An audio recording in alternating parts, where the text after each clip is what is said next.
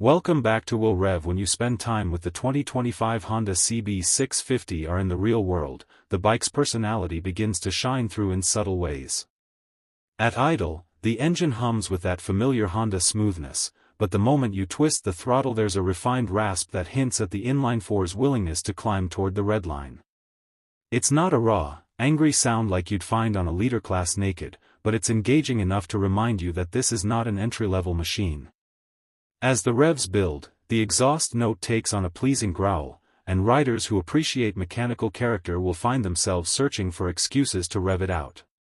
This is the charm of a middleweight four-cylinder. It rewards a deliberate riding style, one where momentum, gear selection, and throttle application all come together. On city streets, the upright yet sporty ergonomics make sense.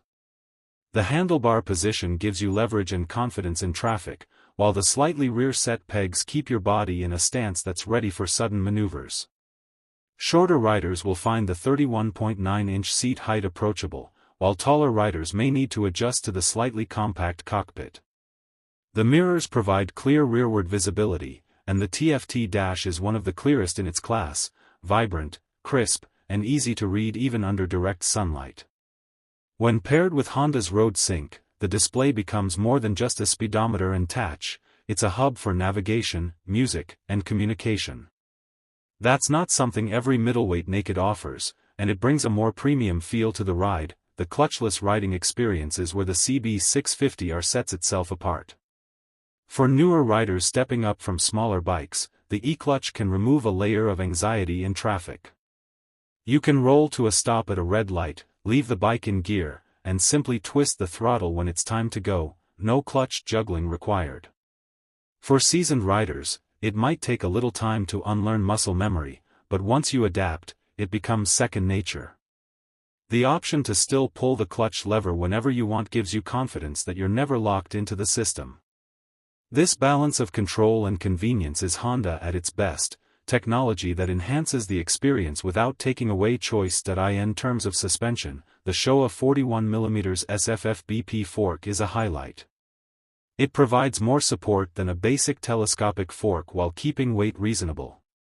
In corners, it communicates well, giving the rider feedback without feeling twitchy.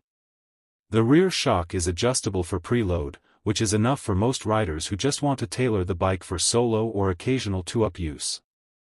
If you plan to ride aggressively or carry heavy loads, you might wish for more adjustability, but for the target rider this setup hits the sweet spot. The overall ride quality is firm but not punishing, perfect for someone who spends weekdays commuting and weekends chasing curves. On highways, the lack of wind. For shorter stints, this isn't a problem, but for longer rides it may wear you down. A small accessory fly screen can help, but the CB650R will never be a touring machine. What it excels at is making shorter rides, city hops, and backroad adventures feel engaging. That's where its personality aligns best, the joy of riding for the sake of riding, without overcomplicating things. One thing worth noting is Honda's approach to rider aids. The CB650R doesn't drown you in electronic modes and settings. You get Honda Selectable Torque Control to help manage traction, and ABS for safety, but beyond that it's a rider-focused machine. There aren't multiple ride modes or layers of menus to sift through. Some riders may see this as a downside compared to feature-loaded competitors, but others will appreciate the simplicity. It's very much aligned with the philosophy of giving the essentials and letting the rider do the rest. Maintenance and ownership costs are another area where the CB650R appeals. Honda's reputation for reliability means you're less likely to face unexpected problems, and parts availability is broad.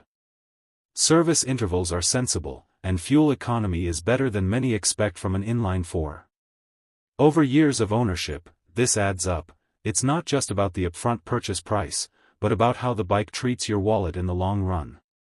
For riders who want peace of mind as well as performance, this is part of the value equation. The aesthetics deserve another mention because design is often what draws people into the showroom. The CB650R has that neo-sports Café look that blends Café racer minimalism with a muscular street fighter stance. The sculpted tank, the tucked-in tail, the sharp LED headlight, all combine into a machine that looks contemporary without being too trendy. It's stylish now, but also likely to age gracefully. For riders who want a bike that makes them glance back after parking, this design succeeds. Compared to rivals, the CB650R stands out for being an inline-four in a class dominated by twins and triples. The Triumph Trident 660 is playful and compact, the Yamaha MT-07 is famously torquey and lightweight, and the Kawasaki Z650 offers affordability and practicality. But none of them deliver the smooth, rev-happy experience of 4 cylinders. That's the ace Honda plays. Add the e-clutch convenience and the premium touches like the TFT dash, and the bike carves out its own niche. It may not be the cheapest option, but it's one of the most distinctive. As for pricing, the ballpark of around $9,399 in the US puts it slightly above some competitors, but you're paying for more cylinders, more features, and a higher-end feel. In Europe, expect figures around €9,000 to €11,000 depending on taxes and specs.